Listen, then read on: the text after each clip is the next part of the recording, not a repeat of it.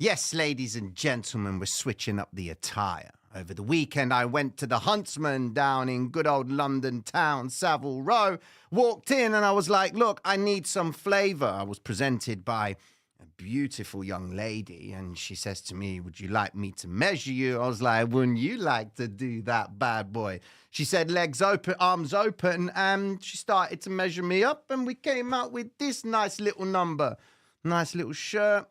Waistcoat. I wouldn't drop the coat as well. That's just too formal. So I thought roll the sleeves and bring you guys the flavor in the charts because we have had some flavor. What am I talking about? Why has the market maker got to buy Bitcoin? As I get into the live stream, ladies and gentlemen, we're going to be covering a couple of things that are going to be a little bit of a warning because YouTube right now has now gone for it. It's the price points now. 50k Bitcoin, 42 Bitcoin, 160 Bitcoin, 70k Bitcoin. I'm always going to bring you guys to a level where you sit back and say, nah, really? Why? Let's not get sucked into it. So if you're enjoying the flavor that we've got on this evening, ladies and gentlemen, give me a hey ya, give me a one. Let me know if you do like it, as I will be continuing to wear this little number right here. Okay, cool. What's been going on? Bitcoin isn't stopping. Everyone's all pumped about it. Happy days. Why is the move not real? Well, we're going to get into that in a short second. The first thing we're going to do is we're going to look at what's happened in the marketplace. We're also going to dive into Bitcoin's price action, and we're going to logistically understand why this move to the upside may not be sustained for long. Earlier on today, we were like, yeah, we want Bitcoin to move up. Happy days, we got to move up. That Bookmap flavor was giving us those orders and they ended up staying there and they ended up clearing that liquidity. But the move in Bitcoin is artificial. I'm sorry. I don't mean to piss on anyone's fire, but that's the truth. Things aren't looking right. We've got volatility in the yields and that's rocking Wall Street. The Fed doesn't seem to be concerned about 5% yield. Of course they're not until they need to. We had nice little rejections today from the NASDAQ. Nice little move up. Happy days. Bitcoin has just not stopped. And that is a cause for concern for me. I will explain why now. So, what have we got? We've got to 31,615 Bitcoin. Now everything's coming out. Bitcoin to the upside. Wyckoff, Elliott's, the MACDs, the Ichimokus, everything's coming out, justifying why Bitcoin has to go to this point, to this point. It hasn't got to do shit. Nada. Nothing. It will do what it's going to do. We can't make the assumption that it must because historically that's what it says. Only your experience in the marketplace will allow you to understand, yes, maybe Bitcoin has got the capacity to move higher under certain circumstances. We're preparing for FOMC. That's what's going on. But let me bring to you what article came out today that's kind of putting a bit of a spanner in the works. But that's the problem with cryptocurrency. Even if it's bad news, people don't care. They will still just buy it. That's going to put pressure on the marketplace. Check this out. We get this article from CoinDesk. Bitcoin rises above 31K with options positioning, suggesting price has further to run. So what I'm saying, or what I will be going on to say is, the move to the upside will sustain, but just be careful. Here's the reasoning. The article goes on to talk about options and why the market maker is in need to buy Bitcoin. Don't believe me? Come down here. It says here, said that the uptrend could accelerate further due to option dealers need to buy Bitcoin on the spot market to hedge their positions above the 30K zone. Okay? Now listen to this. At its peak around 32,500, almost $20 million worth of Bitcoin will need to be purchased by options dealers for every 1% move up to stay delta neutral. Okay? And what do we mean by delta neutral? It basically means that when the market maker has exposure, he needs to make sure that there's no deviation or exposure on his account. And he achieves that by being delta neutral, to put it into simple terms. The positioning implies that market makers need to buy back increasing amounts of delta as spot moves higher, which should add to the explosiveness of any move in the short term. So, if you are in profitable positions, make sure that you're taking this into consideration. The article goes on to talk about that transaction numbers have dropped 50% in a month. So this move in Bitcoin is not an organic move to the upside. It needs to come in with volume, transaction numbers going up, suggesting people are transacting on Bitcoin, thus creating the demand for Bitcoin usage. To put it quite simply, this is what I mean. When someone buys a call option, I was writing this up, betting that price will go up, the dealer who sells them this option might buy the underlying asset, in this case is Bitcoin, to hedge their position, right? This is because if the price of Bitcoin goes up, the dealer, as in the market maker, will have to sell Bitcoin to the call option holder, which could be a retail trader, all right, at the predetermined price, potentially at a loss. Now, by buying Bitcoin on the spot market, when the option is sold, the dealer ensures they have Bitcoin to sell if the option is exercised, protecting themselves from price fluctuations. So market maker has to maintain his stance of being, or limit his exposure. Now, Bitcoin's move to the upside just isn't stopping, okay? Now, earlier on this morning, we kind of shared a nice little flavor, some projection to the platinum members of the channel. And they had the heads up from this morning about 6 o'clock. And I expected Bitcoin to come and fill this long loading zone.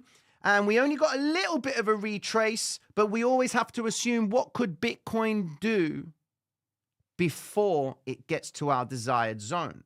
We projected the 31,177 as a target for the day, and we got 31,560. They've ripped through the range daily high. Happy days right there. But it doesn't stop there, ladies and gentlemen. It seems like Bitcoin's made a nice little flavorsome move to the upside, but the true win today was in Forex. Check this bad boy out. Euro. Oh my days. Euro. What a phenomenal move by Euro today. Tell a friend. I did. Today, in the actual Platinum tier update, I gave these two projection points on Euro. First one being, expect a vector to confirm the move. And I'm going to explain to you what I mean about this to get you to understand my logic to see Euro moving higher and take target 1 and target 2 in this projection from this morning, okay? So in this area here, I said, expect a vector to confirm the move. What's in this area? This is an 800 EMA on the 1 hour time frame. Go over to Euro and you can see where's the vector that confirms the move. The break above the 800 EMA happened right here with the green vector candle. Happy days. They came in, they shifted out, they cleared the range. 1.06636636. We wanted 1.06628. Happy days. Projection complete. Now, when Euro moves like this, it also means that the pound also gets to see the benefit of that too. Target 1, target 2 have been cleared. Happy days, going back into the vector candle recovery, and look where it recovered from. Look at what it's reversed from. It's reversed from the 50% zone of the red vector candle inside of this zone right here. Can't see it on this chart for some reason, so I'll go over here and share it to you on this point right here. Target 1, target 2, and as you can see, they came up towards 1.22500, which happens to be the red vector candle recovery zone right there, the midpoint, okay? Pound came in and delivered, all right? But what was it all on the back of? It was all on the back of what was going on with Dixie. In this chart right here, I projected the idea that the profit-taking zone on Dixie would mean that investors would be getting, in principle, they're getting more euros for less dollars. And remember, the dollar is still appreciated at this point in time of 5.8%. This is important because I can get more euros, okay? Now, I expected the target of dollar dominance to come down towards 105.319, which will be the full recovery of this green vector candle, okay? Go back into the dollar dominance chart and you can see bright as day, dollar cleared that range. Where are you at, dollar? There we go. And it's just sat smack bang in that target zone.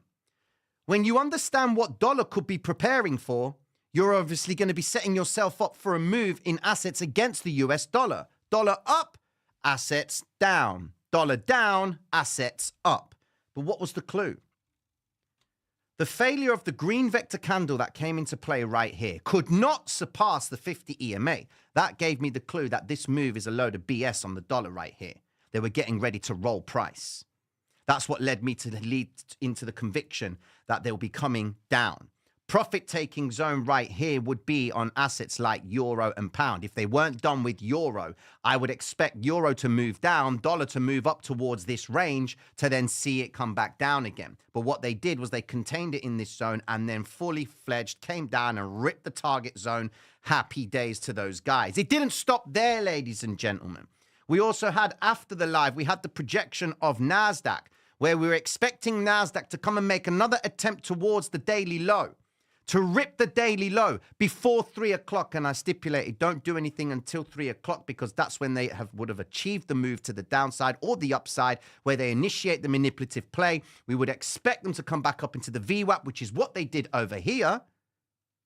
And then, of course, we go back into the NASDAQ and the S&P, and you can see they came in and gave us some flavor with a nice little reversal to the upside with EXO charts presenting it like so. There's the recovery of the VWAP, and then they just went and they didn't bloody stop until they came back into the VWAP.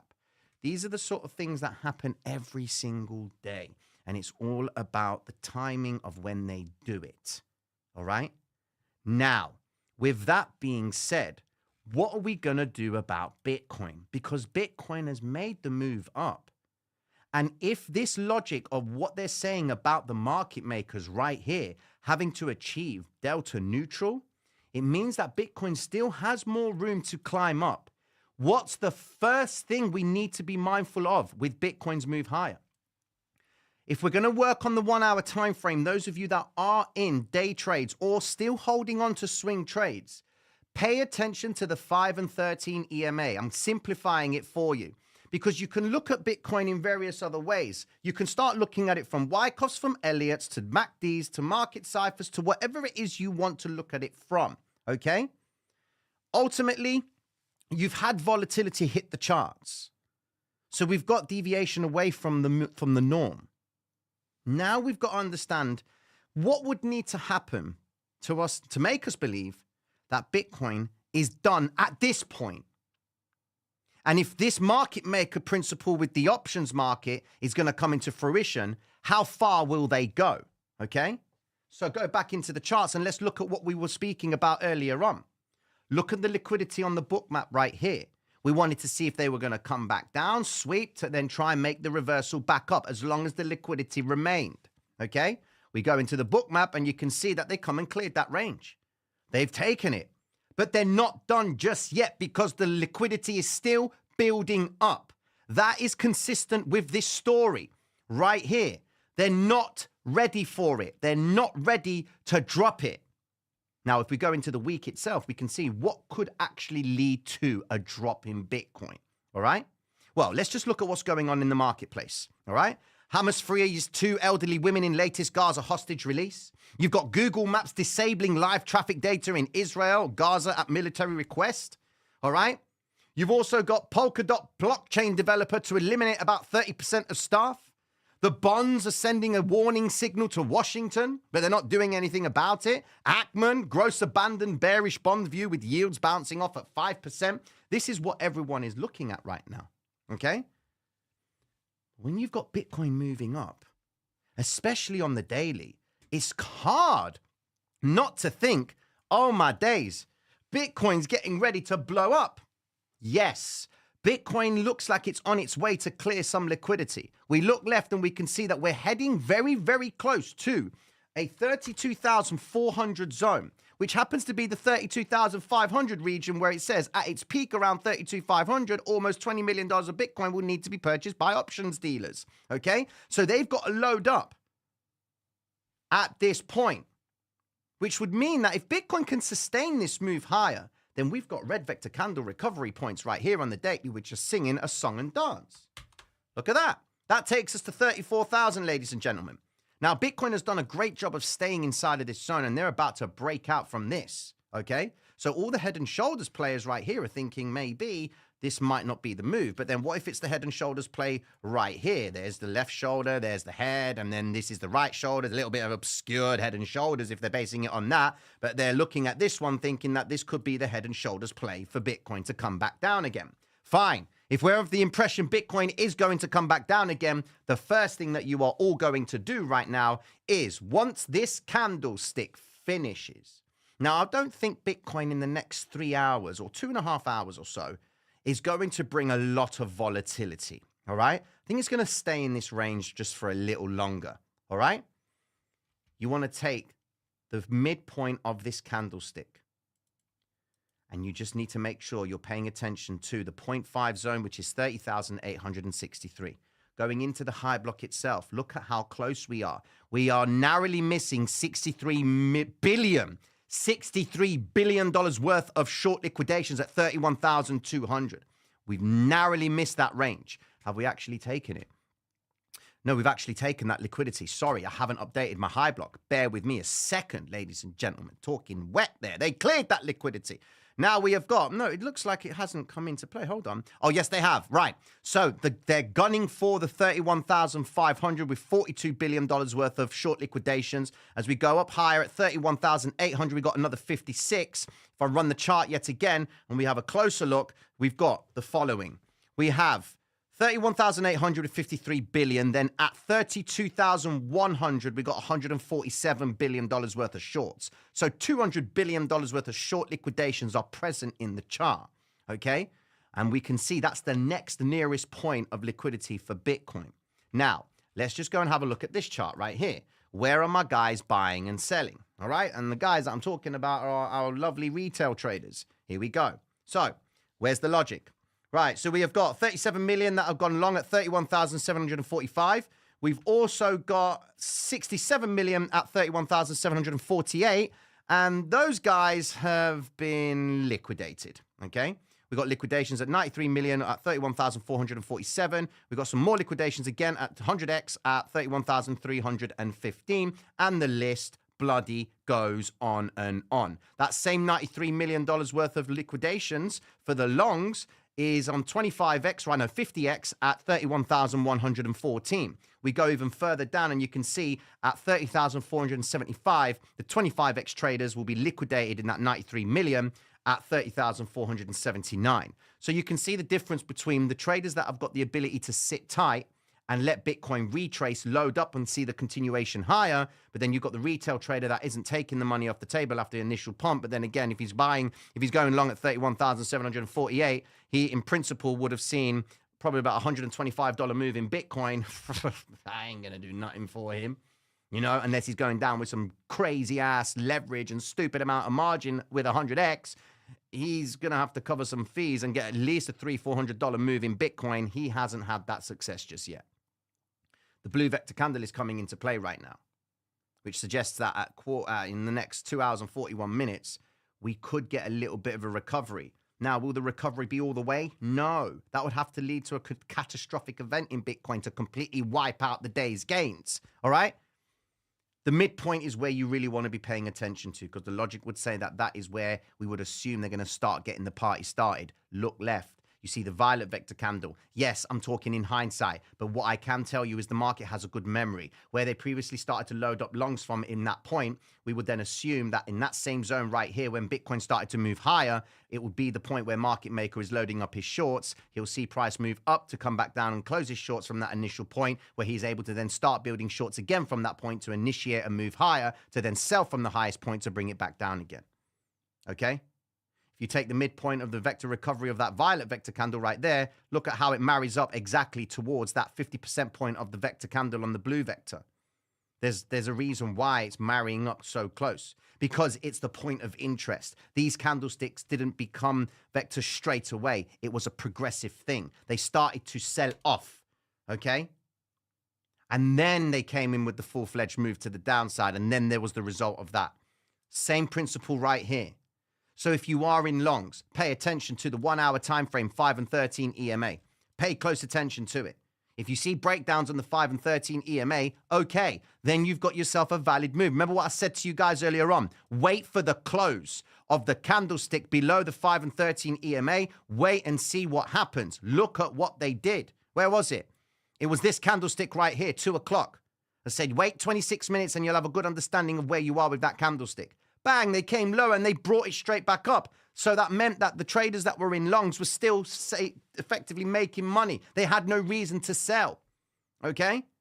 So taking the logic of this article right here, with the options dealers having to buy Bitcoin on spot. I mean, if we go over to Genidata and we have a look at the options, we just refresh this bad boy right here. We've got lots of options coming into play. Lots. November 24th as the expiry. March 29, 2024, that's too far away, but November 24th, the nearest option right now on Ethereum. We've got one for Bitcoin. Yeah, we've got one for Bitcoin December, which is not too far away either. So we've got this problem. But you've got to understand the following thing, guys. Earlier on today, the logic for me believing prices were going to move up today was the principle of the volatility index. Look at what happened to that bad boy today, okay? Now, if we go back into this article that I wrote this morning, if I go down to the volatility index section, this is where I start talking about it. Here's the volatility index chart at 20. I didn't save the image, but anyway, I expected it to go down from this point. So I wrote the following thing. Volatility is with us today. The VIX chart is showing an aggressive move up. However, I expect a recovery of the vectors, which suggests a short-term recovery up in the stock market, okay? Remember, the VIX tells us the difference between the puts and the calls. So if the puts are building up right now, any retrace lower in the VIX means those puts favoring lower prices are being shaken out as the market maker recovers back up. Keep that in mind when using the VIX chart. So in other words, when the volatility index is moving up, it means puts are being favored right now because they're thinking that prices across the board are starting to go down, okay? But when the volatility index comes down, it means that the puts are effectively getting shaken out because assets across the board are going up. Now, when you open puts, you're effectively putting down margin in your options. So as your trade is working in your favor, you are in the money in the puts because prices are dropping. The recovery of the vectors on the actual volatility index right here was giving me the heads up that they could be getting ready to bring it back down because this was a big influx of puts coming into the marketplace because they think it's all going to go lower. You only need to go and have a look at the NASDAQ and the S&P. Look at how extended they are to the downside. They initiated a snapback reversal to the upside, okay? Tesla's been getting a smack across the face right now. And look at that. It's just going and eating the liquidity to the right side, left side of the chart. I mean, look, 4 hour time frame. They're gunning for the vectors. Look, they've cleared the vectors candle zone right here. We've got a green vector candle down at 189.92. And this week, if Google and Microsoft and Meta don't pull it out of the bag, guys, like Tesla's going to get slapped. We got vectors all the way down to 170, ladies and gentlemen. Do not dismiss or ignore them. Okay? Now, something that someone has been talking about is Bitcoin in the futures markets. There appears to be a gap nearby. Where are you, Mr. Gap? 32, is it? There is a gap somewhere. I know. There we go. Here is our gap at 35. There's the CME gap. Now, the difference with Bitcoin right now and then the Bitcoin on the CME is there are volumes, there's contracts that are traded on the CME and everything is accounted for on the CME, okay? Not so much manipulation, but they know when someone's buying and they know when someone is selling. And when you get this gap that we've got at 35, that could effectively lead to where Bitcoin could be the turn point for it. Now, a $3,000 move from this point in Bitcoin is consistent with them going back up and clearing the recovery of this zone right here and then going into the vector candle region right here. Now, we don't see the gap on Bitcoin's price, right? We go into Bitcoin's price and we can see that gap is in principle a red vector candle. Look left and you can see bright as day. There's our red vector candle region right here. Sorry if I'm making you go crazy. See that there? So we see that there. But the CME is a different marketplace. It's futures, all right? They're only open for a certain period of time. It's not 24 hours, all right? Usual routine is from 8 o'clock in the morning. Well, it's tonight, 11 o'clock UK time, all the way through till about 10 o'clock UK time as well, all right? But they close for an hour. So keep that in mind. Now, with that being said, ladies and gentlemen, let's go and have a look at some other assets that have been kicking ass today to understand where we are. There's that, well, there's the weekly range for Ethereum. It's come back and cleared that range itself. I did that on the update, so it's pretty much done it right now. Happy days. So that's good news for the Ethereum guys.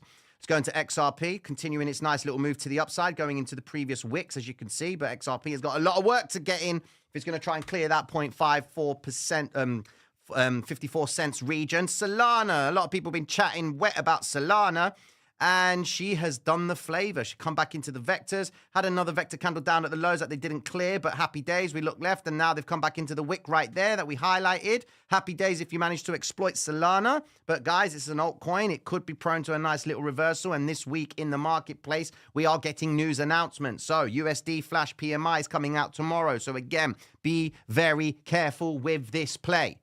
All right? We know that Bitcoin's move to the upside is not true on the principle of what's going on with the market maker options, all right? They need to quickly scurry and get as much Bitcoin as possible to maintain delta neutral, okay? Now, going into other assets. So let me just go over here and find the live order flow. And we have got going into Algo, AGLD, sorry, Mina, Bitcoin Cash, Polix. Looking over here, we've seen triple digits right now. That's good news for us. I'm looking to see, look, we're starting to see a lot of sales coming in at the 30,797. They've just been liquidated. Spot has stepped in at 36 million at 30,961. And again, Spot's coming in 27 million, 29 million at Spot. Seeing a lot of Spot coming into play, which could be consistent with what's going on in this article right here. So we've got to be paying close attention to when they start selling off Bitcoin. How do we understand that? Well, you're just looking for the first break of the 5 and 13 EMA on the 1 hour time frame. On the 4 hour time frame is a different story, but the 1 hour time frame you can see bright as day. It's not even bringing that flavor just yet. Okay? So keep an eye out on these two little lines right here, the 5 and the 13 EMA. You need a close and the next candle after it to trade below it, because then that will bring it back down to the 50 EMA. That's where you'll understand. Volatility comes in, brings it back into the moving average. Moving average is a laggard. Don't forget that. You use the moving averages to have a good idea of where the volatility has been and what it's likely to do after. Okay? You can't base it, because you can look at this and say, yeah, it's moving away. That means it's trending higher. So that traps the retail trader, because moving averages are moving up. Yes, that's true. But I know there's volatility in this chart right now. We've had a move away from the norm. So we need to come back into the logic of the norm. All right? Cool. Let's just go and have a look at gold for a second. Gold. Gold is playing with fire. When gold consolidates like this, it's them preparing for something. They've come back into this vector candle recovery region right here, which puts things into perspective for me that gold will probably stay sideways until the news announcements tomorrow. All right? Rolling down into, let's go to oil. Now, oil, look at that. It is finding some very interesting support at this $85 zone. Very interesting support. Keep your eyes on oil, ladies and gentlemen. It's going to pull a nice little number for us. Okay? Cool. Go back into the bonds. There we go. Target for the bonds coming into play. Happy days. Yields. Look at the bonds, man. Look at the bonds shifting out. That's good news for us when the bonds go up. It's good, but it's too fast. Volatile yields and bonds is not good for the marketplace. All right? Same way it moves up, same way it can come back down again. Okay? Cool. So, ladies and gentlemen, to put it into perspective, I've given you my insight in why this move in Bitcoin may not be sustained for a long period of time. If you're taking profits, good. If you're locking them, even better. All right? But don't be blindsided by what someone is thinking about what Bitcoin could do in the future, all right? It's irrelevant. Even what I say about Bitcoin, it's irrelevant, because you are the person that has to put the money down, all right? How you understand Bitcoin might be different to how I understand Bitcoin. We might clash. And we might have a conflict of interest. You might not like what I say about Bitcoin. You might be adamant that Bitcoin's going to 50K. You pay to play. But the numbers around Bitcoin are not marrying up to what Bitcoin is doing. ETF all of a sudden has chipped. We're not talking about that anymore. Now we've got this options story. So from now until this options story is realized, we can justify Bitcoin's move to the upside as a short-term move. Consider taking some money off the table. Because remember, the marketplace is dog.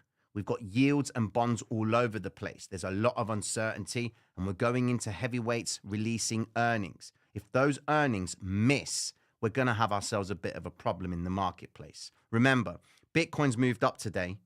NASDAQ's moved up today. S&P's moved up today. Euro's moved up today. Bitcoin hasn't moved up today because everybody wants to buy Bitcoin. Remember that. It's not an organic move.